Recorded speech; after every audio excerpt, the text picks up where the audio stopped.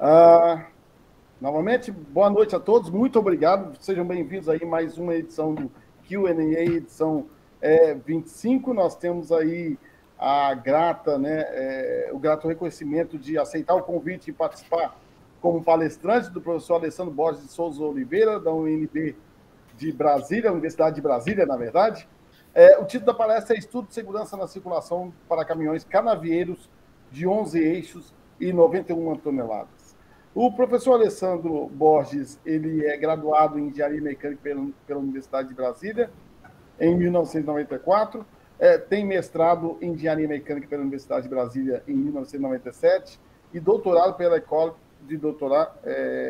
Nationale Supérieure de Artes et Métiers, em 2004.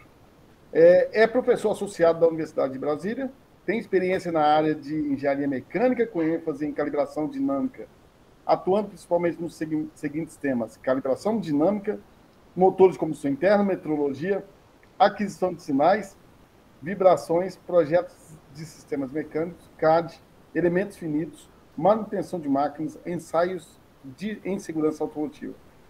Foi diretor do campus da UNB de Gama entre 2008 e 2016, onde são ministrados os cursos de engenharia aeroespacial, engenharia automotiva, engenharia de energia, engenharia eletrônica e engenharia de software. Vou só complementar, o professor Alessandro, ele participa de projetos do Rota 2030, e então ele tem uma boa sinergia, colaboração aí, também com o nosso grande amigo aí, Evandro Leonardo. Então, eu passo a palavra ao senhor, professor Alessandro. Depois da vossa apresentação, a gente abre para perguntas. Professor Max, só mais um comentário. Quando eu fui para a França, porque coordenei um Brafitec, conheci lá o Artes Métiers, né? Eu visitei lá o pessoal lá, pessoal de fluidomecânica, foi sim. Bastante interessante. Nós tivemos alunos sim. de intercâmbio lá. Excelente, muito bem-vindo. Ok, é só isso. A todos os participantes, muito obrigado pela sua colocação, professor Samuel, o senhor é bem-vindo, sempre. Eu gostaria de que todos pudessem preencher o formulário que eu vou passar aqui no chat, de forma que logo depois a gente possa prover a vocês os certificados oficialmente. Seja bem-vindo, professor Alessandro. Boa sorte para o senhor. Boa apresentação. Obrigado, professor Marcos. É um prazer, né, estar aqui com vocês, para poder apresentar esse trabalho, que realmente é bem relevante para a indústria, para o setor de transporte, de modo geral. Então, eu vou selecionar aqui uma janela, né, do PowerPoint. Eu acho que não é bem essa daqui, deve ser a tela 2. Isso. Permitir. Vamos ver. Vocês estão vendo? Ok. Eu acho que chegou a tela aí para vocês, né? Então, vamos lá. Bom, o estudo, né? Esse aí, vamos começar o estudo sobre a parte de circulação. É um estudo de circulação porque ele envolve tanto a parte de segurança automotiva quanto a parte de segurança veicular, de circulação nas estradas, né? Aí o veículo é esse pequeno caminhãozinho aí que vocês estão vendo, né? Onde tem um semi-reboque, um reboque, né? 11 eixos, né? E uma caixa bem alta, né? Para caber a câmera. Tem ali, ó, a minha imagem aí na boleia aí do caminhão, né? Com o sistema de aquisição de dados aí, ó, montado, né? Fazendo a aquisição de dados, né? Então, vamos lá. Então, só para... Então, o presente trabalho, né?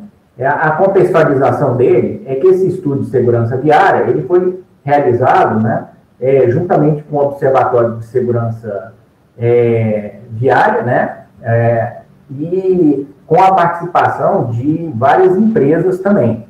Então, tinham 2 professores, eu e o professor Jorge Thiago, da Federal do Paraná, né, trabalhando na parte de segurança viária, e eu trabalhei toda a parte de segurança veicular. Então, a gente tinha uma resolução CONTRAN 663, que foi suspensa, né, por mandado de um juiz impedindo que esse tipo de veículo rodasse, né? E nesse momento foi questionado, né, que a falta de um estudo mais detalhado, tanto de segurança veicular quanto de segurança viária, para que comprovasse que esse veículo poderia rodar ou não nas estradas. E aí, né, o DENATRAN, na época, contatou o Observatório Nacional de Segurança Viária, e aí se montou uma equipe técnica, né, contando com as empresas, com a NETS, a RBTES, a Virtualcar, a Universidade de Brasília, a Universidade Federal do Paraná e a INTRAF. Esse grupo, né, se reuniu para que a gente pudesse varrer todos os questionamentos que foram feitos e criar uma nova resolução, né, subsídios para que houvesse uma nova resolução que permitisse que esse veículo viesse a rodar. Então, o veículo em tela é esse aqui. A gente tem um caminhão tração 6x4, 540 cavalos de potência para atender a regulamentação do Inmetro, né, a portaria relativa a peso e potência. E a gente tem um semi-reboque com a carroceria aberta na parte superior e com eixo com tandem triplo, né, que pega 25 toneladas. A gente tem um reboque formado por um conjunto de 5 eixos, onde os 2 primeiros é montado em cima de um sistema de rala, né, que permite ele pivotar, e um tandem triplo na parte traseira. Tá? Isso é muito importante, né? Lembrando que a gente tem esse veículo trabalhando com o sistema ABS de freio, né? Não é possível ter um veículo desse tamanho se não tiver ABS, né? E essa configuração básica para trabalhar. A gente utilizou para fazer os testes, né? É um trabalho que envolve simulações e testes de campo, utilizando o campo de prova da ZF Automotivo, né? Durante a pandemia, né? Fizemos testes por volta de outubro, novembro do ano passado, foi o começo, primeiros testes, nesse campo de prova que tem 2 retas com quase 2 quilômetros de extensão e uma curva inclinada, que permite ir em uma pista de baixo atrito, né? E fizemos testes complementares, principalmente na parte de dinâmica lateral, no campo de prova do CTR, né, do Centro Tecnológico da Randon, em Farroupilha, porque esse campo de prova ele tem uma área, né, um BDA apropriado para que a gente possa fazer manobras com um caminhão desse porte, sem o risco de ter problemas de acidentes com ele, né? Fora que a gente tem aqui na foto, uma pista de baixo atrito, também feita em basalto, que permite a gente fazer alguns testes aprofundados com o sistema de ABS do veículo. Então, para vocês terem uma noção do que foi o trabalho, nós fizemos aqui o caminhão, isso é um croquis da instrumentação que foi feita no caminhão, né, para que a gente coletasse os dados e obtivesse as informações, aonde a gente tem uma instrumentação pesada, usando tanto a rede CAN, né, do próprio veículo da Scania. Nesse momento foi importante fazer uma parceria com a própria Scania, porque a gente buscou bastante informação do próprio caminhão, né, mas instrumentamos com 2 MU, uma frente e uma atrás, onde a gente conseguiu fazer a medição do yaw rate, zip angle, acelerações montadas no eixo e no centro de gravidade do caminhão. Supervisionamos os ângulos de estessamento aqui na quinta roda, no cambão, né, e na rala, né. Todos os pneus, os 11 eixos de um lado estavam instrumentados, né, com sensores de temperatura, para que a gente monitorasse como estava funcionando a questão de aquecimento, principalmente nos testes de freio, né? Além de transdutores de pressão montados nas rodas para supervisionar a questão do freio, né? Então, no final, a gente tinha cerca de um pouco mais de 50 canais de medição nesse caminhão para que a gente coletasse todos os parâmetros necessários para... Aqui tem um quadro, né, importante da metodologia, porque havia um questionamento por parte de um juiz, então tivemos muito trabalho de adequar isso a normas internacionais e mostrar que o trabalho tem condição de ser reproduzido e todo rastreado. Então, a gente tem um quadro de instrumentação mostrando a posição dos sensores, inclusive com coordenadas X, Y, Z, transdutores e toda a parte de rastreabilidade, né, dos instrumentos que foram utilizados, né, durante os ensaios. Aqui a gente tem, por exemplo, algumas coisas que foram criadas especificamente, né? A gente tem aqui uns transdutores de deslocamento, que é um LVDT, montado sobre o eixo e a estrutura, né? Para a gente, por exemplo, verificar o rolamento da estrutura do veículo. Então, alguns transdutores, não existe um transdutor desse tipo, mas a gente acabou criando aí uma metodologia de trabalho. Então, a gente vê os sensores de pressão monitorando todos os freios, todos os eixos do caminhão, né? Um LVDT mostrando aqui a parte do encorda que a gente montou na quinta roda e no cambão, né? Uma instrumentação realmente top nível aqui, que é esse galão de água aqui, que vocês vão ver que até um galãozinho de água é importante para poder fazer, né? E a distribuição de carga, né? No primeiro momento, a gente fez um teste em Limeira com a própria carga de cana. Foi feita em novembro, porque era uma época de coleta de cana. E depois, nós fizemos os testes conclusivos em janeiro, né? E nessa época não tem cana para poder trabalhar. Mas para isso, né, e também o problema que a gente tem com a cana, é que a cana, ela acaba começando a fazer reação química, né? E manter durante 2 semanas contínuas de teste, né?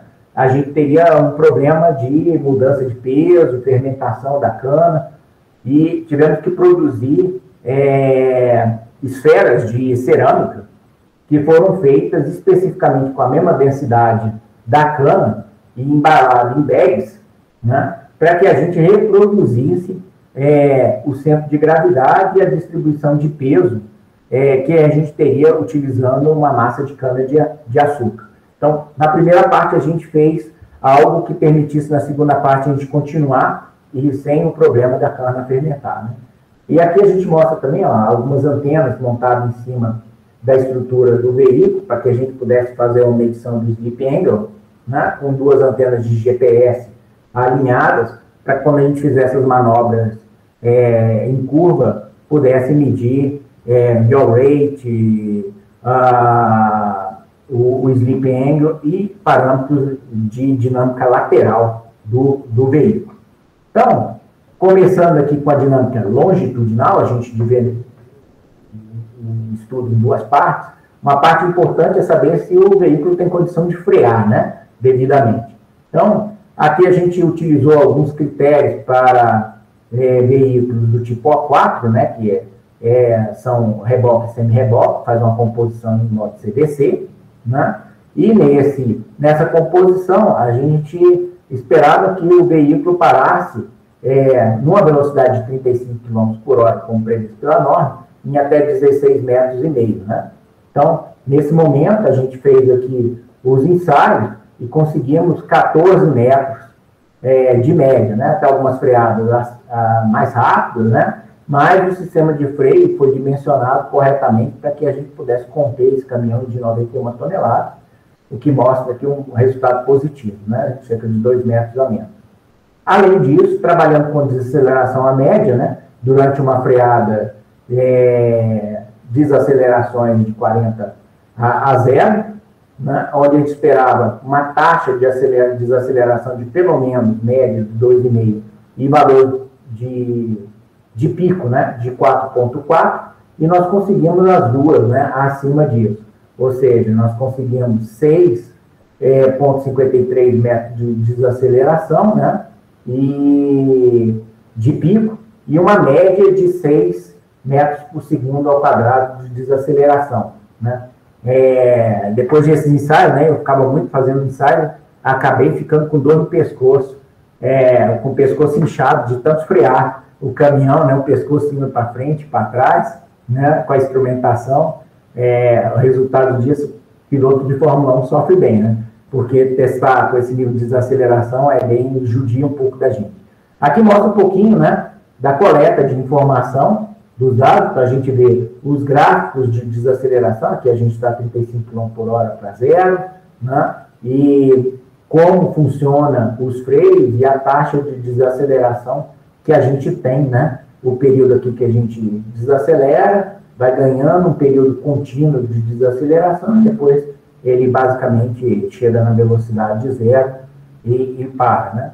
Então, aqui fizemos com freio de emergência também. O que é o freio de emergência? De vez que o freio de serviço é pisar no pedal, o freio de emergência é a manete que você tem no caminhão, né? E também conseguimos bons resultados, né, com esses veículos. Eles foram bem trabalhados, a concepção de freio, conseguimos aí, ó, cerca de 17, onde precisava parar em 40, a gente parou em 17,45, e desacelerações aí bem superiores ao nível mínimo pedido pela norma. Então, em termos de freio, né, a concepção do sistema de freio feito para esse gigante funciona muito bem, né? Aqui a gente tem um teste de ABS, né, validando também o funcionamento do ABS. Então, aqui tem uma desaceleração de 40 a 0, né, feita numa passagem numa pista de baixo atrito. E aqui a gente vê, né, um dado que é difícil de ver esse tipo de coisa, mas a gente vê todas as rodas, né, vários eixos modulando, né? O que acontece isso? Quando você começa a travar o sistema, tira a pressão do freio, abre, depois ele volta. Então, a gente vê a modulação dos freios ao longo do período de desaceleração, tanto para 40 km por hora, como para 60 km por hora. O que a gente está vendo é o que vai ser mostrado aí no vídeo, né? Onde a gente tem, isso está em slow motion, né? Mas a gente permite ver aqui o veículo, né? Que ele faz um pequeno bloqueio e depois ele libera a roda, né? É assim que funciona o ABS, né? Mostra como é que funciona o ABS, funcionando corretamente numa pista de baixo atrito. Essa pista aqui é uma pista de coeficiente de atrito abaixo de 0,3, né? Então, é extremamente lisa, né? E esse veículo que estava mostrando nesse ensaio estava a 60 km por hora, né? Então, aqui a gente estava fazendo um teste bem difícil, né? E com certo risco, passar novamente. É bonita a imagem, né? Gravado em alta velocidade para que a gente permitisse ver o funcionamento, acompanhar o funcionamento visual das rodas, né? Que prevê a norma, você ter isso e não ter nenhum desalinhamento durante a frenagem do veículo, né? Então, na sequência, nós fizemos alguns testes também com alto atrito, né? Então, aqui uma filmagem dele em alto atrito, né? Dá para ver ele aí bloqueando a roda, né? A parte curiosa aqui é que a gente tem, vou passar novamente aqui, soltar o vídeo novamente, dar uma paradinha, a gente vê que o veículo, fizemos toda uma dinâmica para ver a questão da distribuição do peso, e nesse veículo a gente percebe que o quarto eixo, né, 1, 2, 3, 4, e o nono eixo, eles têm uma diferença de peso com relação, e como ele está também triplo, com uma suspensão que tem balancinhos, né, acaba que você tem um pouquinho menos de peso e faz com que ele traga a primeira roda, né? Então, quando ele chega perto do final, abaixo de 10 km por hora, a gente percebe que essas rodas travam a primeira, as outras ainda estão girando. Mas não é nenhum problema, né? Isso está previsto, mas mostra que o sistema funciona bem e a questão da distribuição de peso, o impacto disso, né? Aqui a gente tem um teste para continuando em dinâmica longitudinal da capacidade de vencer atrito, né? A ideia aqui era coletar informações de uma rampa de 5% em 12%, tá? Para que a gente pudesse fazer uma modelagem correta do sistema de powertrain do caminhão, né? Então a gente tinha dados do motor, da transmissão, do sistema de embreagem, mas a gente precisava modelar para que a gente comparasse com a 19586, né? Faz parte do processo, toda essa modelagem. Então a gente fez um ensaio, né, a 30 km, a 40 km por hora, né, para ver a perda de velocidade em aclive. Tá? Isso é importante, porque depois isso a gente pode extrapolar para a parte de segurança viária, para mostrar o que acontece com esse caminhão subindo rampas de 1%, 2%, né? Qual que é a perda de velocidade que ele vai ter real numa estrada, quando ele vier a 60 km por hora, o que vai acontecer com ele. Então, a partir dessas duas rampas, né, a gente coletou dados e isso foi passado para o sistema de... aqui a gente mostra a simulação feita do veículo, né, já com os dados que a gente trouxe para fazer um modelo, e a partir disso daqui, para a parte, principalmente para apoiar o professor Tiago, lá da Federal do Paraná, né, para que ele fizesse os estudos de segurança viária, a gente fez várias simulações, né, depois que a gente fez uma recalagem do modelo numérico no Truck Sim com os dados reais do caminhão, aí permite a gente fazer vários cenários de subida, né, e ver o que acontece com o caminhão subindo vários tipos de rampa. Aí é uma rampa pesada de 12%, né? Mas fizemos com todos, com 1, 2, 3, 4%.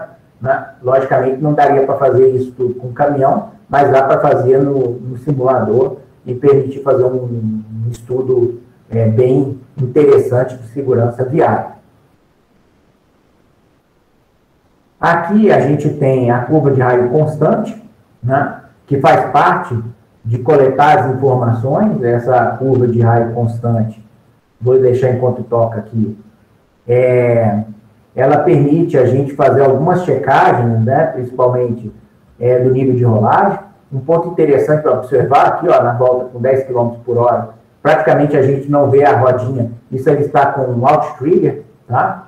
À medida que a gente vai crescendo a velocidade, eu estou no centro, aqui filmando, né, o caminhão, e à medida que a gente vai acrescentando velocidade, vocês podem perceber que aqui no out trigger, na verdade, a gente começa a ver a roda lá do fundo aparecendo, né, porque o caminhão está inclinando, né, à medida que ele vai andando, ele vai inclinando e vai formando, dá um rolo na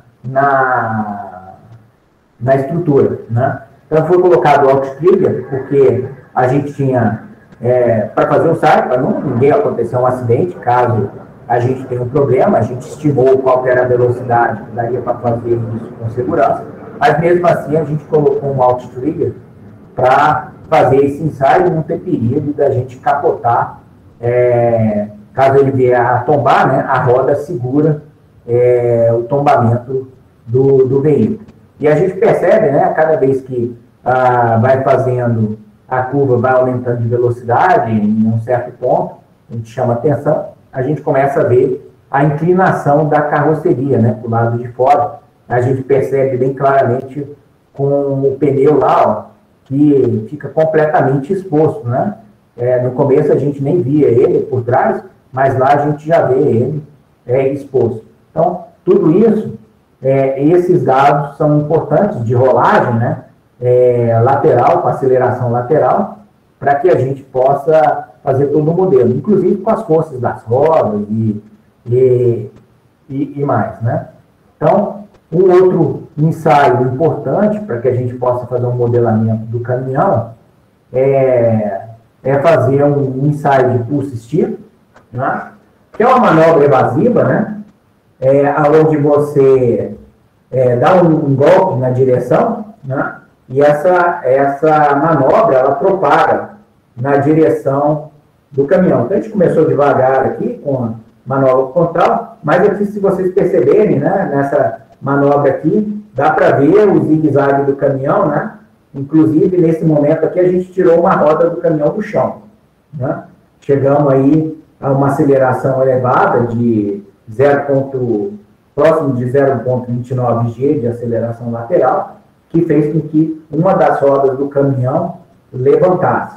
Mas ok, a gente estava dentro do limite. Essa é uma manobra que ela se sai, né? Ela tem uma saída, porque o caminhão alinha e para. Se a gente continuar fazendo a manobra, o caminhão tomba, né? Mas permite a gente tirar as informações do impacto, né? Sobre golpes de direção, do que acontece em termos de aceleração lateral, né? Na sequência, nós fizemos aqui uma tomada traseira, né, desse pulse steer, para vocês terem ideia, né, do que acontece com a manobra feita em diversas velocidades, né, mostrando essa mudança de direção. Tá? Então, essa brincadeira aí não é... Você vê que a carreta, ela espessa bastante, né? Inclina bastante, e um dos aspectos importantes aí na manobra, você vê aqui que você tem um pouco de amplificação traseira, né? Então a gente procura, com os acelerantes na frente e atrás do veículo, a gente consegue monitorar, tá vendo? Essa inclinação do veículo, né? É importante para a gente, porque a gente vê quanto de inclinação a gente provocou no caminhão trator e o que está acontecendo ao longo do veículo. Então, a gente tinha acelerando tanto no centro de massa do reboque, do semi-reboque, como também no extremo aqui, ó, no para-choque, nessa parte de trás aqui, ó, esse pontinho azul, né, é um sistema de aceleração para que a gente possa, e medir o yaw rate também, para que a gente possa coletar dados para informação, né? Outro ponto importante do ensaio, você vê que são ensaios exaustivos. A gente passou, por exemplo, 2 semanas bem intensas fazendo ensaio todo dia. Isso é um ensaio de single lane change, né, a 60 km por hora.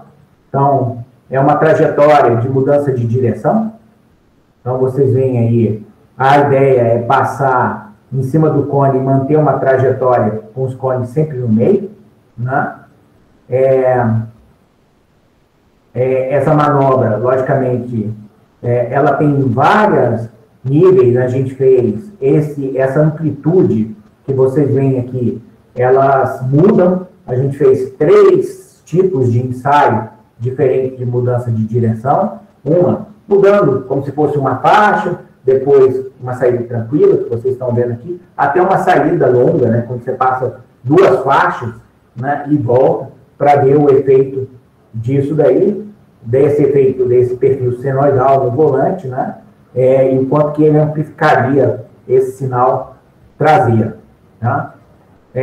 Logicamente, tudo apoiado por simulação. Antes de a gente fazer a simulação antes, né, para ter uma ideia até onde a gente podia ir. Então, um trabalho importante também é a participação dos fabricantes, tanto que eram parceiros, a Scania, quanto o fabricante do implemento, que é a Sergomel, né, fornecendo todas as características técnicas, né, do veículo, para que a gente pudesse fazer um modelo realmente funcional, né?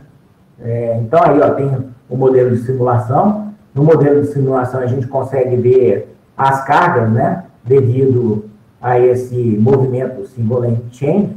Isso é importante para a gente fazer uma validação e depois chegar ao final, determinar o patamar de tombamento o cálculo para chegar ao patamar de tombamento. Então, aqui, com relação ao patamar de tombamento, então, o patamar de tombamento, Esse é o tilt table, né? Dá para ver aqui acontecendo. À medida que ele acontece, vocês vão vendo que quando o veículo entra, ele começa a inclinar. A gente está simulando uma inclinação, uma aceleração lateral no veículo, com o tilt table, tá? E vocês vão vendo que vocês vão perdendo normal na roda, né? Do lado esquerdo do veículo, né? Eles vão descendo essa velocidade até você perder completamente o contato, e aí vai chegar um momento que todas as rodas perdem o contato. Você vê lá atrás que já começou a perder, lá atrás ela amplifica mais, né? São as primeiras a saírem do piso. Aqui ainda está tendo contato, o caminhão ainda está querendo segurar o caminhão, né? E aí chega um momento que, a partir daqui, é tombo, né? Opa, mudou aqui. Tá bom. Acompanhando o gráfico, né, que a gente tem a força normal, até que a gente tem a última roda, o tombamento definitivo acontecendo perto de 0,29 G de aceleração lateral, tá? Isso só é possível montar um modelo desse a partir do momento que você consegue casar os dados coletados em campo do funcionamento de toda a suspensão, aonde está a carga, a questão dos centros de massa e posicionamento da carga. Inclusive, esse baú, ele é assimétrico, né? Porque ele é usado para descarregar, né? E tudo isso é levado em conta na hora de fazer o modelo numérico para que a gente estabeleça qual que é o patamar de tombamento, chegar a um cálculo da valor de aceleração que a partir desse momento o veículo tomba, né? Que é a partir desse momento. Então, com esses dados, né, a gente levanta uma curva, né, que a gente pode fazer uma correlação entre a velocidade e o raio da curva, né? Então, se eu entrar numa curva fechada de raio de 50 metros, né, eu tenho uma velocidade que não deve ultrapassar aí alguma coisa perto de 35 km por hora. Se a curva for de 250, uma curva bem aberta, né, teoricamente você poderia ir com o caminhão a 90 km por hora, né? Só que a gente está limitado a 60. E tem uma região que, na verdade, existe o patamar de tombamento é um cálculo que você faz com o tilt table, né? Mas você tem alguns picos de aceleração, por exemplo, quando você sai de uma curva, você pode ter uma aceleração que, de vez de ser na curva de raio constante que ela fica fixa, vai tombando, numa hora de uma saída de curva, ou que você faz uma manobra evasiva, com a velocidade um pouco mais baixa, você pode atingir essa aceleração lateral na estrutura do reboque e do semi-reboque, né? Principalmente lá atrás no reboque. Então, a gente faz um cálculo de transferência dinâmica de carga lateral, né? Considerando que a gente vai transferir algumas cargas e a gente cria um patamar de segurança, aonde a gente diz que, olha, considerando a transferência de carga, tudo que você tem um movimento de saída de curva, tá?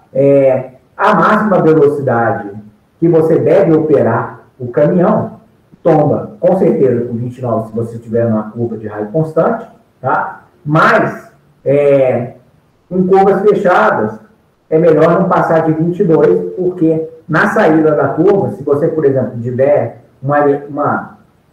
uma instabilidade do piso, ou você puxa o caminhão um pouquinho mais para dentro do que previsto, porque a curva não é exatamente redondinha, né? Você pode vir tombar o caminhão. Então, a gente criou uma tabela que permite uma condução segura, uma operação segura para o caminhão, tá? Se ele operar dentro dessa condição aqui com saios de curva, né? Lembrando que esse veículo, para rodar, ele tem uma autorização especial de trânsito, então ele precisa dizer qual é a estrada que ele vai rodar, quais o trajeto que ele vai fazer. Então tem como você verificar, ou de um lado você instrumenta o caminhão com um sistema de telemetria e quando ele detecta, por exemplo, faz um mapa das estradas, e você pode avisar que vai entrar numa curva fechada, e ele indica qual que é a velocidade mais adequada para fazer a curva, ou então você pode sinalizar a estrada, né, com sinalização vertical, dizendo que qual é a velocidade, né? Você já deve ter visto isso na estrada, tem certas curvas que você reduz a velocidade, principalmente para os caminhões, para evitar que eles tombem, né? Então, além disso, a gente fez algumas coisas de segurança viária, com as simulações que a gente fez, né? Permitiu que a gente fizesse um estudo bem amplo da simulação, como, por exemplo, superlargura, aceleração, perda de velocidade em aclive, né? Fizemos várias análises complementares de práticas, a questão de impacto sobre obras de arte, impacto do pavimento, tudo isso foi feito nesse estudo, né? Itens de ponto cego, manutenção, sinistralidade, tudo isso foi feito usando modelos de simulação para colocar, fornecer e, logicamente, dar um estudo, né? Só para ilustrar, que é bem longo, para não ficar muito longo a apresentação, a gente fez algumas simulações, né? Que, por exemplo, um caso importante para segurança viária é quando o caminhão ele vai tomar uma pista, né? Se ele vai atravessar, ele vai virar à direita, se ele vai fazer isso, ou se ele vai passar reto, né? Essas condições de obstrução de pista geram um tempo que precisa ser avisado, né? Sinalizado que você tem um caminhão entrando ali e qual que é o perfil de velocidade que ele vai entrar, né? Qual que é o tempo que tem. Então, nós fizemos isso e comprovamos, né? Fizemos algumas montagens no campo de prova, por exemplo, aqui em Limeira, para a gente fazer isso aqui, coletar. Isso aqui é o dado coletado com controle de GPS, que a gente consegue ver a estrutura bem aonde que passa as rodas da frente, as rodas de trás, na trajetória, e o tempo que é necessário para você executar essa manobra, sair do recurso e voltar. Isso é importante porque a gente coloca uma placa lá na frente, dizendo, né, qual que é o tempo para poder fazer isso, né? E aspectos, por exemplo, alguns testes que a gente fez lá com a instrumentação super high-tech, né, a mais high-tech de todas, que é esse botijãozinho de água aqui, que permite fazer a verificação do arraste, né, com tanto pneu, né? O que acontece? Quando o veículo faz a curva, né, a roda passa de fora, passa numa trajetória, mas lá por dentro, o último pneu que vem por dentro, ela vem muito larga, né? Então, isso dá um efeito que a gente chama de super largura, né? Para saber se, por exemplo, ele numa pista normal, ele não vai invadir a trajetória, quais são os raios que ele vai invadir, e numa trajetória, por exemplo, de manobra, por exemplo, no retorno, né? Qual que é a largura que você tem que ter de pista, para que ele, por exemplo, que a gente vê muito isso, principalmente na cidade, né? Você pega um caminhãozinho um pouco maior, aí o cara quer fazer o retorno numa pista e ele sobe com a roda interna, lá atrás sobe o canteiro, né? E a lá de frente passa para o lado externo da pista. Então, a gente fez todos esses dados, né? Para verificar, por exemplo, quando ele faz essa manobra, né? Qual é a largura que você precisa, né? Qual que é essa trajetória entre a parte externa do caminhão, né? Que está fazendo, e a trajetória da primeira roda lá, interna de trás, com onde que ela vai passar, né? E aí a gente tem que esse caminhão, para veículo classe semi-reboque, ele está com tempo, né? Ou seja, ele faz um raio de trajetória previsto pelos manuais de construção das estradas, né? Que ele é possível fazer isso daqui. Então, é importante mostrar, né, que um trabalho como esse, onde você faz um modelo matemático, uma simulação numérica do caminhão, ele pode servir de suporte, né, para uma área, né? Isso é uma parceria e mostra como funciona bem, né?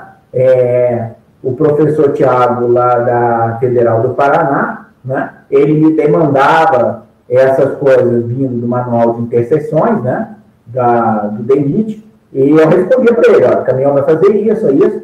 E aí ele pôde responder se esses caminhões têm segurança, né?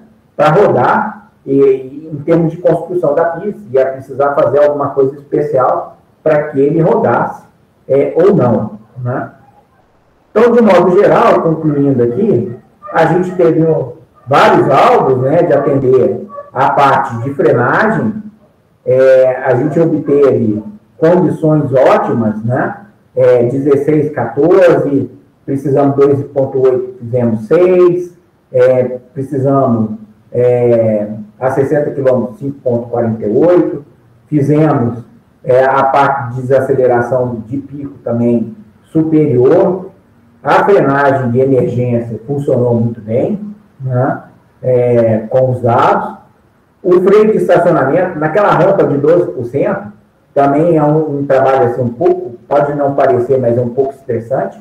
A gente parou aquele caminhão no meio da rampa, né? Puxando o freio, e tinha a preocupação para saber se o freio de estacionamento conseguia segurar o caminhão na rampa de 12%, se ela não ia descer de ré, né, o caminhão. Mas ele atende, é um teste que é feito, né, atendeu bem. O desempenho do ABS funcionou adequadamente. A gente teve testes de rampa que atenderam tranquilamente as condições. E, principalmente, né, um grande efeito disso daqui foi criar uma tabela, né, que a gente, com todos aqueles ensaios, a gente pôde ver como funcionam as acelerações do centro de massa do caminhão, no reboque, no semi-reboque, que tipo de amplificação a gente tinha, com diversas frequências de golpes, né, de direção, fazer manobras evasivas, e aí chegamos a construir essa tabela que ela é usada hoje na legislação para limitar a velocidade segura do veículo. Tá? Então, a conclusão desse trabalho foi a gente apoiar, né, o CONTRAN, principalmente o SENATRAN. Fomos fazendo trabalho junto da Câmara Temática Veicular e a Câmara Temática Rodoviária. Foi passado os dois trabalhos nas duas áreas e foi aprovado. E a gente ajudou a construir a Resolução 872, onde essa Resolução 872, ela coloca aspectos bem específicos, né, de funcionamento, principalmente no anexo, né, onde tem dados aqui que quem for construir um veículo desse, né, um outro fabricante que não seja o que a gente utilizou, ele vai ter que minimamente atender esses requisitos, tá? E aqui tem uma informação que é importante para a AET, né? Na hora de fazer a autorização especial de trânsito, né? Checar o perfil da pista, com os raios da pista, para que a gente tenha uma sinalização ou um sistema de telemetria que permita fazer com que o caminhão rode seguro, né? Ou seja, se ele tiver um sistema de telemetria e ele monitora a trajetória com os raios das curvas, ele vai dar uma sinalização para o veículo. A gente tinha nesse caminhão um sistema de telemetria, né? E permite fazer esse tipo de coisa, ir lá no Google, fazer o rastreamento de todo o trajeto que ele vai e colocar pontos de sinalização de alerta para que aquele veículo reduza a velocidade e, com isso, ele não vai tombar, né? Esse é um veículo que custa aí, né, mais de um milhão, né? Um veículo desse. Então, quando ele tomba, o prejuízo não é muito pequeno. Então, esse dado aqui foi bastante interessante, né? Para que a gente tivesse na resolução uma informação segura de como fazer o transporte dele. Tá? É isso, pessoal. A apresentação, aí eu estou aberto aí para que a gente possa fazer, vou deixar ela aqui ainda, se vocês quiserem fazer alguma questão, posso voltar em algum ponto para explicar. Professor Alessandro, parabéns aí pela pela apresentação. Na verdade, você deu uma aula, né? Você deu uma aula e aí você só mostrou assim como é que a gente ainda está precisando de melhorar muito o background. Parabéns, sempre foi fantástico. Gostei bastante, foi um sucesso. Eu não tinha dúvida, o Evandro sempre fala, mas assim, muito legal, gostei bastante. O trabalho é realmente uma contribuição sem medir esforços e incomensurável. Parabéns mesmo. Obrigado. Bom, vamos lá, vamos começar. A gente começa. Vou abrir as perguntas. Eu não vou perguntar porque eu estou achando que tem muita gente que está aí ansioso para começar. Matheus Inácio, pode começar? Posso sim. Boa noite. Presente, por favor. Eu sou aluno de iniciação do professor Max. Eu estou responsável, acho que o professor tinha comentado no começo, por dimensionar e modelar um caminhão da empresa DAF. E aí eu comecei a fazer essa pesquisa há algum tempo atrás. Eu tenho várias dúvidas, para ser honesto, mas acho que eu vou resumir elas em duas, pelo menos por hora, para não tomar muito tempo do senhor. A primeira delas é que eu senti muita dificuldade em definir um modelo para o pneu, modelo matemático, para conseguir, justamente porque na DAF eles querem num contexto em que você vai, que nem o senhor falou, analisar em bi ou triarticulado, né, o caminhão. E aí, como varia muito o CG, porque a carga tem uma variação absurda, é difícil de definir um modelo para seguir. Aí eu queria saber se poderia me dizer qual modelo que vocês usaram, se foi a do Magic Formula, se foi algum outro, e como que vocês definiram os parâmetros também, porque... Olha, o que a gente usou é um modelo de Panseja, né? De modelamento, tá?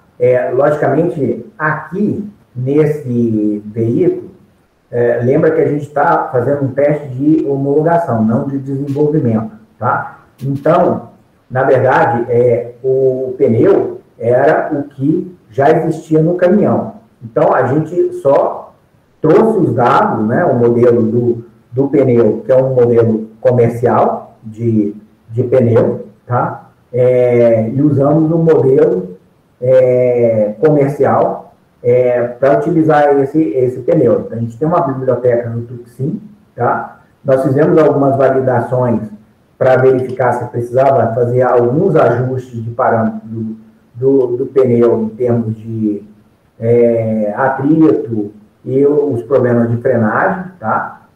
Nós modificamos alguns parâmetros no pneu a partir de ensaios de dinâmica longitudinal, tá? Principalmente a parte de atrito na hora da frenagem, né? A capacidade de frenagem, o coeficiente de atrito, foi ajustado em função de dado real, né? Então, a gente tinha o coeficiente de atrito da pista, tanto de Limeira quanto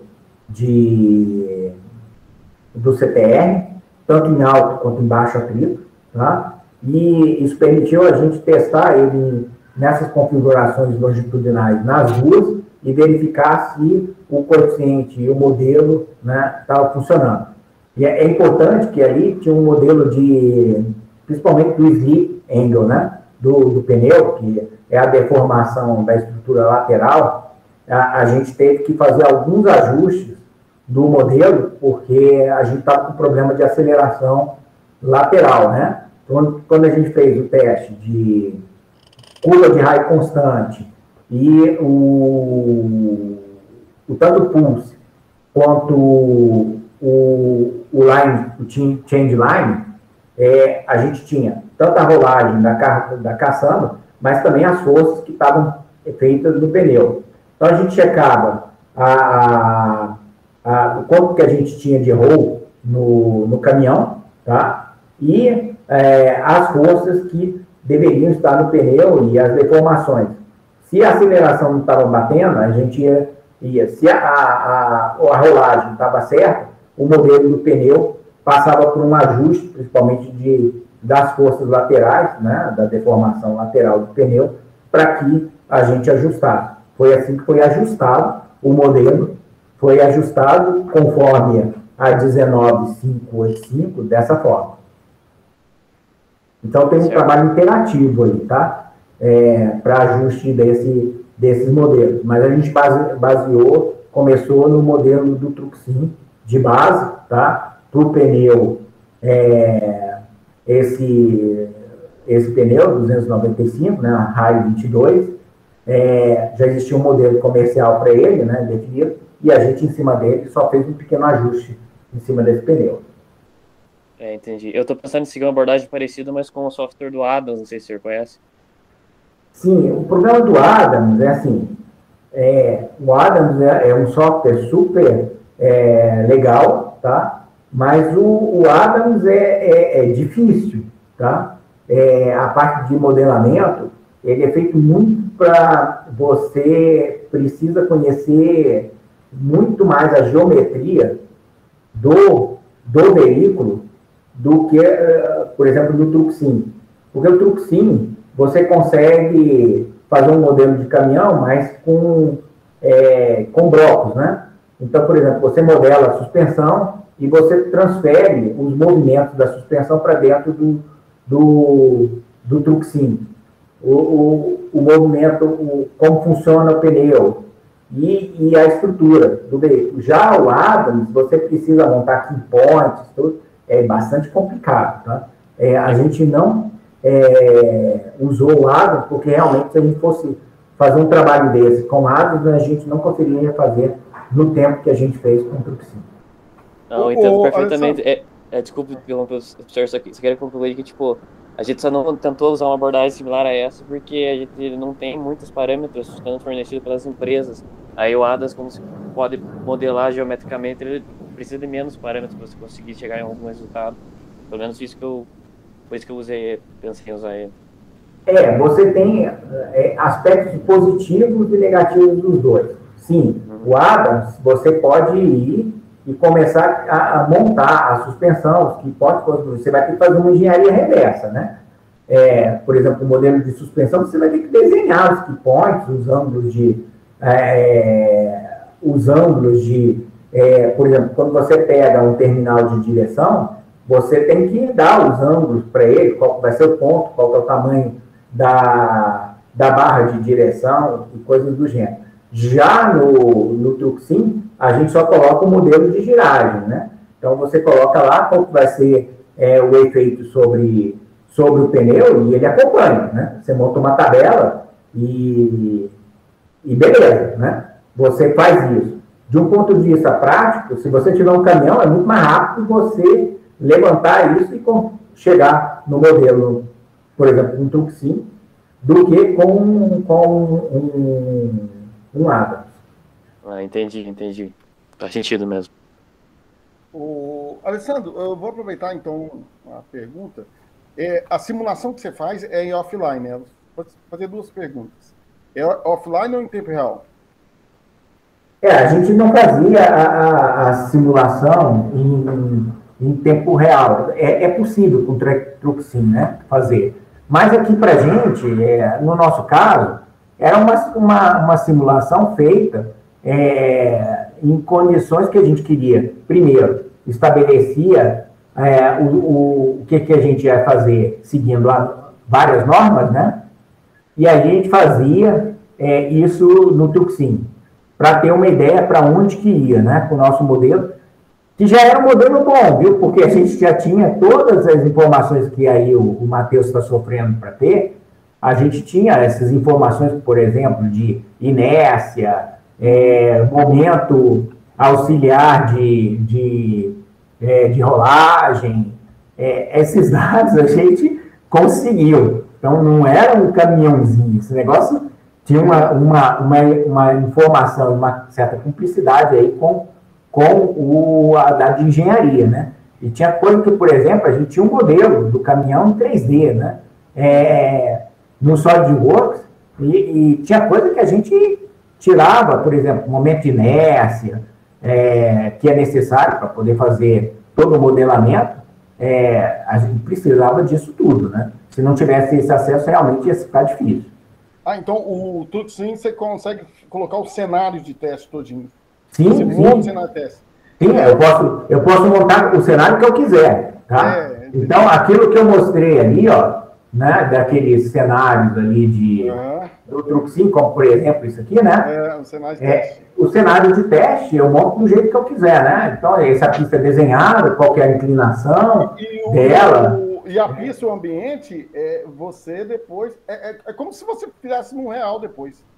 Sim. Ele simula, ele é muito próximo do real. A gente consegue uma aproximação muito boa, tá? Com a norma aí, a gente tem coisas apertadas que são inferiores a 2%, né? 1,5% de diferença. A norma é exigente. Então, isso que eu estava comentando. Eu vou falar 3 pontos simuladores, né? A gente tem um simulador ASM da D-Space, Automotive Simulation Model, que um aluno de vocês aí também usou até quando veio. Aqui, o Rafael. A gente, no caso, até a gente tem o Dynafor da Vector. E eu acho assim, e o MATLAB Simulink você nunca pensou em usar, né? Não, eu não usava. Nesse trabalho aqui eu não usei, tá? Realmente, assim, eu tenho já um histórico de trabalhar com Carsim, Truxim nele, né? E é uma metodologia que eu me adapto bem, mas que precisa fazer todo um trabalho de engenharia reversa, né? Então, por exemplo, eu até construí um simulador de 1/4 de suspensão, né?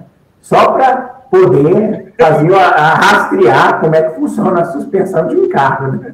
Por exemplo, quando você sobe, né, a curva, por exemplo, um Carsim, por exemplo, você faz uma roda subindo, e eu quero saber, quando ela sobe, por exemplo, 100 milímetros, né, de deslocamento vertical, qual é o efeito dela no toe-in, toe-out, cambagem, essas curvas correlacionadas, o meu funcionamento no Truxim são essas curvas, entendeu? Então, eu coloco as trajetórias da minha suspensão e, logicamente, as inércias que tem disso, e aí eu consigo uma boa resposta. Mas você precisa ter como alimentar isso no teu simulador para funcionar. A última pergunta que eu vou passar para os outros, porque senão a gente toma. Eu observei uma última só também. Desculpa, interromper aí. Tá. Na verdade, a gente também está tentando mostrar isso para o pessoal, até para os parceiros, mas é difícil o pessoal entender que o simulador ele é extremamente interessante, porque você já pode montar cenários de testes antes de você ir fazer o teste real. E o pessoal tem um pouco aversão a isso. Fala, o simulador não serve para nada, que não sei, mas não tem nada a ver uma coisa com a outra. Não, o simulador é vital. Em segurança viária, um negócio como esse, a gente não pode se aventurar a fazer um teste de curva de raio constante até tombar. Pô, se eu tombar é 1 milhão de prejuízo, né? Eu acabo com o teste. Então, a gente fez um pré-teste, né? Na simulação, para ver quais são. E aí a gente acompanhava, tá? Logicamente, tem um trabalho durante o dia lá, a gente ia fazendo, à medida que ia coletando os dados, já ia dando uma checada para ver se estava distante, se dava para confiar, né? Para ver se a gente podia ir para frente com o modelo que a gente estava, né? Com os testes. Então, todo momento que coletava um dado, checava se precisava fazer alguma alteração para que ele funcionasse melhor. Beleza. Matheus, aí a gente passa para os outros também. O André está aí também? Matheus, vai perguntar? Obrigado. Deu uma travada aqui para mim no teu áudio, professor. Sim, André, vamos lá. Pode falar. Eu só queria saber se o senhor poderia me informar qual classe de acelerômetro que o senhor utilizou, porque eu vi que na norma, quando o senhor ia apresentando, é necessário ter uma precisão na ordem de 0.3G ou coisa assim nas acelerações, e aí com os acelerômetros comuns eu acho que não conseguiria chegar nisso, né? Não, são acelerômetros, né? A gente estava usando uma instrumentação bem cara, né? Nós utilizamos um sistema da Racelogic, né? Onde a gente tinha IMU com resolução abaixo de 0,1, tá? G. Então, era bem bem cara a instrumentação que a gente estava utilizando, para ter exatamente sensibilidade para a gente poder fazer essas medições, tá? Então, você tem que trabalhar realmente bem essa instrumentação. E, principalmente, né, localizar essa aceleração para você ter boas respostas. Por exemplo, no eixo, né, dianteiro do veículo, alguns pontos a gente, abaixo do nível de rotação do eixo, da roda, aonde que estava o CG do veículo. E, por exemplo, para você fazer um teste, que é onde você vai ter o slip angle, aí você é baseado em medições de aceleração, né, com uma base inercial, né, que é colada no veículo, no CG do veículo, e a gente usava, por exemplo, antena de GPS, uma alinhada atrás da outra, para quando a gente verificasse a saída de trajetória, né, a composição é uma medição composta, né, que quando ela fica exatamente na trajetória uma na frente da outra. Quando as duas se desalinham e o veículo está ainda indo na direção, a gente sabe exatamente o ângulo que está tendo do slip ali, né, que está acontecendo. Mas é necessário você ter acelerômetro, sim, uma classe de... a gente fez com 0,1, de 0,1 ou 0,05 de resolução. Beleza, obrigado. Entendi, muito obrigado, professor. Obrigado. Vamos passar a palavra para o André, está aí primeiro, o professor Samo. André? O professor Samo também? Fique à vontade. Eu tenho uma pergunta. Primeiro, muito interessante, muito rigorosa, muito profissional, né? As medidas feitas. E agora a minha pergunta é mais... Pedaço de madeira com um negócio de couro em cima do teu pés e deita. Opa, abriu um áudio aí. Um pé de madeira. É isso. Então, eu queria saber, não sei se é o foco, não sei se fica fora do seu foco, né, que é mais a estrutura mecânica, mas eu vi que tem uma rede CAN, né, uma rede CAN instrumentado com sensores. Os sensores eram todos wireless, sem fio, ou são cablados? São cabeados no CAN, no sistema CAN. Não, vamos lá. A gente tinha uma central, né, que é aquele computador que ficava centrado na cabine, tá? E a gente puxa toda a instrumentação para dentro da cabine. Então, aqui, por exemplo, os termopares, né, é uma instrumentação que a gente leva 2, 3 dias só trabalhando com fio, né? Alguns quilômetros. Você tem que puxar toda a fiação. As informações dos acelerômetros são puxadas com cabos, né? No caso de cabos que são 30 metros de comprimento. Tá? A gente entra com todos os cabos e os dados da rede CAN, aí não. A rede CAN, a gente busca dentro do painel do veículo. Nós utilizamos 3 níveis de rede CAN existente no veículo da Scania. Já existente, né? Já existente. A gente abriu a rede CAN, né? E criamos um DBC, né? Com auxílio da própria Scania. Isso foi muito complicado, né? A gente teve que pedir autorização, né, na Suécia, tudo. Aí teve um certo momento que eu peguei, comecei eu mesmo escrever. Depois que eles descobriram que eu conseguia hackear as informações dele, eles falaram, não mexe mais no meu caminhão, não. E aí eles me deram o DBC, né, para que a gente pudesse fazer. Mas, lógico, é um trabalho interativo, né? É difícil trabalhar com o pessoal da indústria, tudo, mas com um pouquinho de trabalho, tudo, o pessoal via que a gente estava, o interesse era colaborativo, né? E aí o pessoal da Scania colaborou. Mas o que a gente fazia era uma mistura, tá? Então a gente tinha um par, 3 pares de fio, né? Sim. Aí você joga para um aquisitor de rede CAN, né? E aí você faz o endereçamento, né? Que tá. Então, o caminhão tem todas as informações: velocidade, posição do acelerador, porcentagem do freio, ângulo do volante, tudo isso a gente conseguia tirar do próprio veículo. Tá certo. Tá. Ótimo. Então é um monte de capos, né? Porque vai até lá os últimos pneus também, né? Sim. É muito caro.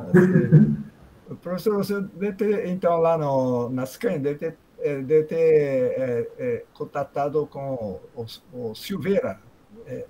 Ele esteve um bom tempo conosco, querendo... fez alguns cursos para preparação para doutorado e tal. Ele estava justamente trabalhando com essas coisas mais ligadas à pesquisa, né? Uhum. Esqueci o primeiro nome dele, mas eu lembro que é Silveira o nome dele. Eduardo Oliveira Silveira. Eduardo. Isso, Eduardo. Mas ele é da Scania? Da Scania. O Eduardo. Professor Max conheço. Eu acho que ele está na Suécia hoje, o Sam. É? Tá. Não, porque eu trabalhei com 2 engenheiros lá, né? Da Scania, o Wagner e um outro, né? Diretamente no engenheiro de desenvolvimento, de desenvolvimento de produto. Tá certo. Ok, mas quero parabenizá-lo aí pelo trabalho de instrumentação e análise de dados muito importante, muito bem elaborado aí. Beleza. Parabéns aí. Obrigado, professor Sam. Obrigado a você. Obrigado aí pela possibilidade aí. Professor Wando, eu vou passar a palavra para o André, que ele pediu na frente, aí eu passo para o senhor em seguida. Pode ser, professor Wando? Tranquilo, Max, tranquilo, sem problema. André, a palavra é sua.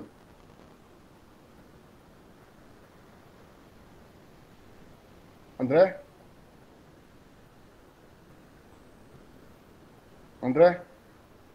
Alô? Parece que está aberto o microfone dele, mas não escuta nada. Então, passamos então aí para o professor Evandro, nosso amigo aí. Boa noite, professor Max, tudo bom? Bom. E aí, Alessandro? Bom? Tudo bem. Tudo bom. Alessandro, acho que seria importante, né? Eu peço até desculpas, eu estava numa banca de mestrado, então acabei chegando um pouquinho atrasado, né? Talvez, não sei se você chegou a comentar isso no início da reunião, né? A importância, né? A gente claramente observa a complexidade no desenvolvimento de um estudo como esse, não é nada trivial, né? E naturalmente não é barato fazer um estudo, mas a importância, né? Acho que talvez, assim, talvez para quem está vendo em si todo o trabalho que é feito, mas às vezes não entende a importância e as consequências disso, né, do ponto de vista aí de segurança veicular, né? Então, acho que seria importante, né, para você fazer uma visão geral aí nesse sentido, né, explicar, né, as consequências, né, de todo esse trabalho que está sendo realizado, tá? E parabéns pelo trabalho realizado. Como foi colocado, né, Evandro, esse tipo de trabalho, né, hoje, ele é muito bem visto, tanto na Câmara Temática Veicular, né, por muitos anos, né, o pessoal reclamava que tinha que tomar decisões baseado, às vezes, em alguns achismos, em algumas condições, e muitas vezes não tinha informação técnica suficiente para que tomar algumas decisões, como, por exemplo, colocar um veículo como esse em funcionamento, né? Então, a primeira vez ficou assim, existia muita discordância, e por isso que o juiz interviu sobre a colocação disso, porque ele percebeu que existia muito ruído, né? Porque as pessoas não tinham realmente os parâmetros técnicos para tomar a decisão, não existia um estudo de segurança completo, tanto da parte veicular quanto da parte viária, que desse respaldo para o funcionamento, né? Então, esse tipo de trabalho, ele está sendo muito bem visto, né, pelo Senatran. Ele adotou isso depois disso. Inclusive, eu estou desenvolvendo um segundo trabalho agora, né, que dentro em breve deve virar uma nova resolução CONTRAN, nessa mesma linha, para outro veículo pesado. Por enquanto, eu não posso falar, porque a gente, durante a parte do trabalho, a gente fica com questões de compliance e tudo, tem que manter a certa descrição sobre isso daí, tem muito interesse também sobre o trabalho que eu tenho realizado, né? Mas é um trabalho interessante que permite que o Senatran tome uma decisão baseada num estudo, com bastante informação técnica, com informações que abrangem tanto o veículo quanto o aspecto da estrada, levando esses dois mundos, né? Mostrando a importância de você ter, nem tudo é simulação e nem tudo é trabalho experimental, né? Que esse trabalho mostra a fusão desse trabalho e só é possível chegar no nível de informação que foi transferida a respeito desse veículo, porque a gente tinha, de um lado, um trabalho experimental bastante sério, né, com metodologias apoiadas em normativos internacionais, e, de outro lado, boas práticas de medição, e, do outro lado, um modelo computacional que foi alimentado com essa medição, seguindo uma metodologia de uma norma ISO, né, específica para validação de software de simulação. Tá? Então, existe isso, essa norma é recente, né? A norma ela é de 2019, né? A gente está trabalhando com a norma super recente, né? Que a gente tem aqui, ó, né? Que é essa norma 19586, né? Para validação. Existe a validação para veículo leve também, tá? Lateral, e tem a outra que é longitudinal, e isso permite a gente criar uma... E é muito recente, né? Esse trabalho. Então, a gente está trabalhando com uma coisa que é super recente, né? E mostrando como validar um software, uma simulação dinâmica veicular com isso. Então, eu acho que esse é o ponto fundamental aqui da apresentação, é mostrar que é possível fazer isso seguindo um roteiro internacional, de uma norma ISO, né? E a gente chegar lá e provar que o nosso simulador não é um videogame, né? Que o simulador é algo importante, que dá segurança para que a gente faça os testes e também não fique exposto a nenhum acidente, né? Durante esse trabalho todo, com 91 toneladas, tomamos alguns sustinhos, né? Mas nenhum, todos controlados, né? Por exemplo, quando a gente levantou a roda, a gente sabia que ele estava perto do limite do funcionamento, mas a gente estava todo cercado pela simulação, a gente sabia o que estava acontecendo e permitiu que todos os profissionais que trabalharam aqui nesse projeto, né, tivessem plena consciência do que estava acontecendo no veículo, que é uma coisa rara da gente ver ainda nesse tipo de teste, quando é feito. Né? Ainda tem certos testes que é feito na força bruta. Né? O cara vai até capotar, né? Mas isso é meio perigoso. Ou quase. Né? Mas isso não é o caso aqui, eu não estou aqui para fazer esse tipo de coisa. A gente fez um negócio bem bacana. Né? Eu acho que é isso, né? Esse que é o grande, eu diria assim, contribuição desse tipo de trabalho, e na esteira disso, né, a Secretaria Nacional de Trânsito, ela viu o trabalho como uma referência e provavelmente ela vai estar pedindo outros trabalhos semelhantes para que ela tome algumas decisões, principalmente aquelas que são mais polêmicas em termos de combinação de veículos, funcionamento dos veículos. Isso aí.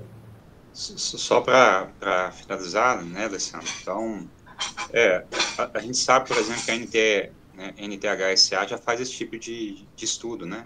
Esse tipo de estudos, assim, de uma certa frequência. Isso é uma coisa que, de certa forma, precisa acontecer aqui no país, né? Exatamente para balizar aí muitas decisões, né? Muitas regulamentações aí do que o né, que o CONTRAN, né, enfim, ele é responsável. No nosso caso, enfim, as nossas condições são particulares e diferentes da de outros países. Tá? Então, bom, parabéns aí pela apresentação. Bom, da minha parte é isso, doutor Max.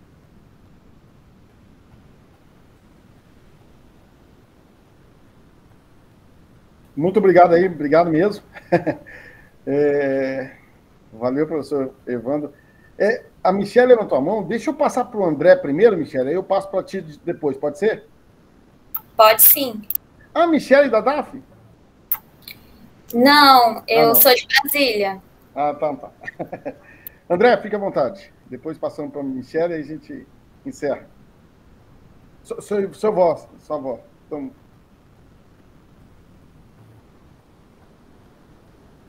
Não estão escutando, não. O som do André hoje está prejudicado. Conseguiu agora? Conseguiu? André, conseguiu?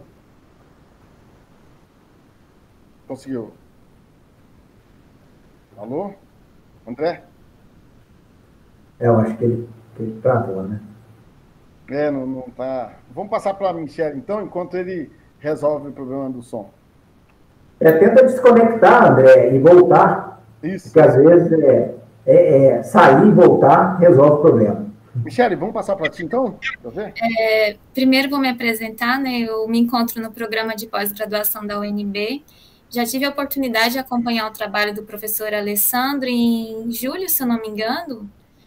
O senhor fez uma palestra, né, para a professora Rita. Sim. Na época eu achei fantástico o seu trabalho e hoje estar presenciando o resultado, né, numa resolução é incrível. E realmente vários trechos no nosso país, né, tinha casos de tombamento e ainda tem. Então ter isso em norma eu acho muito bom e só quero parabenizar mesmo, porque na época não tinham esses resultados ainda e acompanhar de perto assim é muito bom. Na época que eu fiz a apresentação, Michele, a gente estava ainda... Bom, o estudo estava lá, né? Alguns dados eu tive que ainda deixar, não apresentar, né? E realmente estava numa fase que a gente estava escrevendo, ajudando, né? O Senatran, ele estava escrevendo e a gente estava dando uma consultoria, né? Para eles colocar os parâmetros na resolução, né? E a gente viu que, assim, ficou muito bom, né? Porque você vê que eles compreenderam bem, a Câmara Temática viu a importância do estudo, e a tradução disso é ter uma norma, né? Ter uma resolução com dados que vêm de um estudo. Bota na tua bolsa aqui, São Francisco. Então, ficou muito interessante isso daí. E aí está rodando, né? Ela está válida desde 1º de outubro. Recentemente, ela foi aprovada, né? E ela está em curso e a gente já pode ter os primeiros veículos rodando. Não, com certeza, que venham as próximas. Na minha graduação, eu fiz a minha monografia, usei o simulador também, coloquei vários raios mínimos de curvatura e simulei, inclusive na UNB, com veículo de carga, não de tamanha dimensão, mas também, e na época já ficou perceptível essa incompatibilidade da velocidade diretriz da via e o desempenho do veículo, né? Então é muito bom ver esse resultado. Parabéns, professor, e obrigada pela apresentação, muito boa. Obrigado. Agora eu consigo, Max. Ô, Alessandro, desculpa aí o transtorno aí. Não, tranquilo. Ô, Alessandro, desculpa o transtorno aí, cara. Parabéns pela apresentação, eu acho que é muito importante. Eu sou aluno do professor Max no curso de pós-graduação de veículos elétricos e híbridos. Não sou engenheiro, mas eu tenho conhecimento bom da indústria automotiva. Trabalhei na Bridgestone, na De Pascoal, e me chamou muito a atenção essa quantidade de eixos e conjuntos de pneus que você tem no bitrem desse tamanho. E como a indústria de pneus hoje ela projeta os pneus de carga para serem recapados, isso vai de muito à pergunta do que o outro aluno aí perguntou sobre a utilização da parametrização dos pneus. E como é que vocês trabalham para usar também o pneu recapado, que nesse caso seria extremamente viável por causa do custo ser mais barato. E quando você leva também em consideração esses eixos de curvatura, de tração, o pneu que tem um giro maior, tudo isso é levado em consideração para a construção de um pneu de recapado e assim sucessivamente. Nessas simulações, vocês também fizeram a simulação com pneus recapados, também que é altamente, hoje, ecológico também, porque o pneu projetado pela indústria pela indústria de produção de pneus para serem recapados. Como é que foi feito isso? A gente não trabalhou com isso, tá? É possível, isso acho que é um desdobramento do trabalho realizado. A gente tem informação bem interessante, principalmente com relação aos arrastos, né, gerados com essas curvaturas. A gente tem condição, no nosso modelo hoje, de ter essas informações bem detalhadas, né? Inclusive, no outro trabalho, que em breve, qualquer dia desse aí a gente começa a divulgar, né? No caso ali, o pneu é um problema, né? Para a gente, tem uma informação bem interessante, né, do funcionamento dos pneus. Então, a gente tem uma informação bem grande, tá? Mas, veja bem, a ideia do trabalho a gente não fez modelo considerando que o veículo ia usar pneus recapados, tá? Usamos pneus standard, vindo de fábrica. A gente usava pneu Bridgestone, tá? Usamos pneu Bridgestone e no caminhão Michelin, tá? Para trabalhar. Tem muita informação sobre ele, a questão dos esforços laterais de deformação, que esse tipo de pneu, com esse tipo de veículo, ele sofre, né? Inclusive, o funcionamento em dinâmica de freada, né? Como pode ver lá, a gente tem um problema de descarregamento quando a gente tem a suspensão, ela trabalha com balancinhos, né? Então, você tem transferência de carga de um para outro, que faz com que você tenha um conjunto que a gente procurou equilibrar perto de 25.500 quilos, mas a gente viu que o primeiro eixo, ele sempre fica um pouco mais descarregado do que os outros. Isso influencia no desempenho global do freio, né? E no finalzinho ele perde, ele sai do coeficiente estático para dinâmico, né? No finalzinho da freada. Mas, muita informação, mas é um livro à parte para a gente trabalhar com essa parte de pneus para esse caminhão. Mas não fomos lá trabalhar com nenhum pneu recapado. Tá? Obrigado aí, porque, como você falou, um caminhão de R$1 milhão aí, um truque desse tamanho, custando R$1 milhão, acho que de 30% a 40% você pode, com certeza, ter o custo do pneu agregado a isso aí. Parabéns mais uma vez pela iniciativa, eu acho que...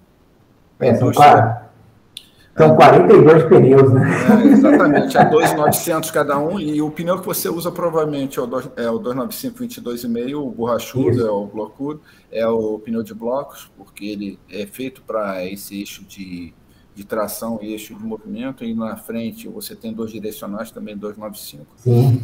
Então, você tem um custo aí de 2.900 por unidade de pneus. Eu acho que falta um pouco também da indústria, da Bridgestone, da Michelin entrarem numa parceria com vocês. Afinal de contas, é de sumo interesse deles fazer isso. Eu trabalhei na Bridgestone, eles têm um título de ensaio para isso, mas não sei como é que está hoje esse mercado. Eles também têm uma empresa de recapagem que também teria que participar de uma coisa dessa. Eu acho que você tem que buscar exigir isso deles, entendeu? Porque eles vão se beneficiar do teu trabalho, porque vão precisar vender, entendeu? Eu vejo que a indústria tem que ter uma parceria maior, principalmente um estudo uma regulamentação como você está trabalhando. Mais uma vez, parabéns aí, cara. Ok. Realmente é assim, depois de terminado o trabalho, hoje a gente tem uma ferramenta, né, que permite expandir vários estudos. Os estudos do pneu, por exemplo, a ferramenta está pronta, né, para que a gente possa, que é a ferramenta, que é o modelo do Trupsim, está pronto para que a gente faça muito mais coisa com ele, né? Por isso que eu acho que falta um pouco de motivação da indústria em apoiar estudos como esse, que vender é fácil, né? Agora desenvolver é bem difícil. Parabéns mais uma vez aí. Eu acho que com isso a gente dá um passo à frente em termos de segurança, como a Michelle falou lá. A gente está modernizando um procedimento, a gente está modernizando uma indústria que é extremamente importante. Parabéns aí mais uma vez. Obrigado, hein, Max, pela oportunidade. Desculpe o transtorno anterior aí. Tá bom. Obrigado a você. Não foi transtorno nenhum. Bom, enfim, gente, eu acho que... Alessandro, não vou te tomar muito tempo, porque foi 1h40. Eu sei que desgasta, a gente vai de coração, mas a gente já está naquela fase que já não temos tanta energia para a gente, né? Aí a gente precisa mesmo de recuperar. Muito obrigado, foi assim, realmente... Aliás, o Evandro, eu não posso falar muito não, porque o Evandro só te elogia, né? E sempre quando a gente vai fazer alguma coisa, o Evandro, não, o Alessandro. Então, assim, você é uma pessoa, família... Não, trabalhamos muito junto, estamos ali junto, o Evandro, né, um grande parceiro aí para trabalhar nesses projetos, né? E eu estou à disposição, pessoal, né, que depois quiser perguntar um pouco mais sobre esse processo e outros, né? Estou sempre à disposição para isso aí. Eu acho que nós vamos... O meu aluno, Matheus, né, que te perguntou bastante, eu falei assim, eu vou convidar o Alessandro para ser seu co-orientador do TCC. Então tá, professor. Pode ser, quem sabe. Então tá, gente, muito obrigado. Obrigado, Alessandro, obrigado, Evandro, obrigado, André, Michele, Matheus, Moacir, todos. E fico agradecido. Se você puder depois compartilhar com a gente a apresentação se pode ser pública essa apresentação ou não? Não, então tudo bem. Vou perguntar, porque tem informação delicada, né? Uma coisa é apresentar rápido, a outra coisa é deixar alguns pontos. Tem informação da Scania, da Sergomel. Não, porque assim, a pergunta não foi... A pergunta foi